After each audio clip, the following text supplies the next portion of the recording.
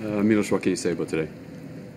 No, I'm happy to pull up 2 days after the tough match I had and play a quite good, actually, level of tennis and efficient.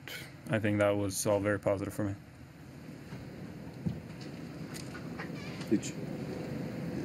What were you expecting from him? I mean, it's real contrast with Wawrinka. Yeah, I knew he was going to go for things. I knew he would connect on a few returns. He plays a lot of doubles, so he's used to guys serving hard and him having to swing quite hard at it. He can't just put in returns. He's got to go for his returns. And, the two that helped him even out the tiebreaker were pretty incredible. Nothing I could do there. But I also knew I'd have a few opportunities. And I had a few and made the most of them, and overall happy with it. How do you feel balancing in terms of wear and tear from the first week versus the fact that you played 3 very tough guys and should be pretty battle tested? How are you feeling in the sort of equilibrium that's I think there's positive things in it. I have been pushed. I have been, having stressful moments in matches that I've handled quite well. So I think that gives me some ease going into sort of the challenges further along. And obviously, there's some kind of things you don't really know how you're going to pull out when you have those kind of guys up in the first few rounds. But I'm happy with the way I did, and I haven't had the chance to play that many matches over a long period of time now. So to have that kind of test and to prove well in it, I think it's pretty good. Milos, you've been through enough things in your career by now that maybe nothing surprises you, but the two opponents you had in the first round, arguably, I don't remember anybody having that much stuff. When you come up with a third round guy who on paper should be an easier opponent, is it easy to let down just a little bit and say, okay, the worst is, I've gotten through the worst? It could be. Especially considering how physical the last match was and how many important and tight moments. It was something that I was well aware of that I didn't want to let happen.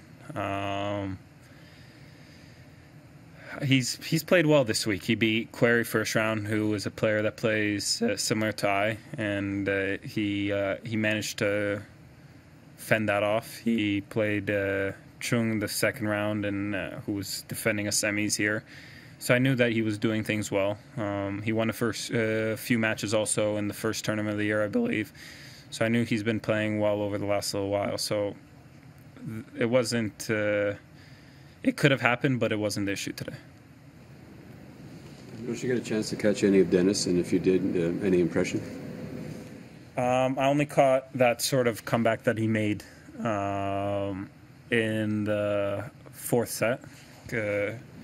set, sorry. That comeback from 4-1 down. Novak looked like he was going to go up 5-2 as well. He fought back and did something extremely well. And then I went to do ice bath, and it went by quickly. He's playing well. I didn't watch so much of today because I had my own things to do, but I saw his other 2 matches this week. He's playing well. I think he's added a few things to his game. He's stepped up. He's improved a few things, and he's got to keep putting himself in that situation. I think things will come for him. He's very capable. Possibly Zverev next. So I know you played at Wimbledon before, I believe. Yeah, twice. Wimbledon and Rome. Okay, and you have a lot more success than he has in your career in majors. I mean, he's obviously won a ton of the other events, but at majors, you're the one who's gotten into semis before and different things. I mean, how much is that something you can tangibly draw on a match like this, or just kind of hope it comes in at the big moments, or is it not something you can think about? I think it's irrelevant because you don't know how those things are going to play out. That's sort of on his end of things. I've been here quite a few times now in the start of the second week. I got to just focus on the things I know that I need to do. If any of this sort of Grand Slam talk, I guess, has any effect on him, it can sort of creep in, but there's nothing really I can impose that kind of pressure on him. I got to use my game to put pressure on him, and I don't know if the situation will get to him or not. You had a day off yesterday, right? Yes. So if you do the same tomorrow, can we get together for a coffee? just for that reason, I will not take a day off tomorrow. I will be on the court for 5 hours. What did you do yesterday when you had nothing to do, and what do you plan to do tomorrow? I tried to sleep in. I saw a movie, went to the gym for an hour and a half, did a few things. I just didn't feel I needed to be on court. So, and also coming here, it's not like people think you come here and you go on court for an hour. That's not sort of the scenario. You got to come an hour and a half early. You got to warm up. You got to cool down. It sort of ends up being a 3-hour sort of hoorah that you spend throughout here. So I stayed away from that and just tried to give myself a chance to get in as much fluid, eat well, and these kind of things to recover and be fresh for today. What movie did you see? Green Book. You like it? Extremely good. Very good movie. Milos, coming from the very cool climate of Canada into the oven-like atmosphere of Australia, how do you mentally and physically condition yourself? Yeah, I spent a few days in Canada, but the rest I trained in a tropical climate.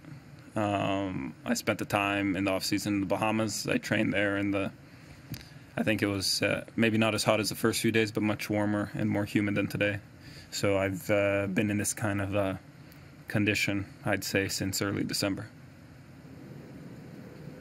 Milos, just a stats question. You had 51 winners today and 12 unforced errors, which is obviously very good.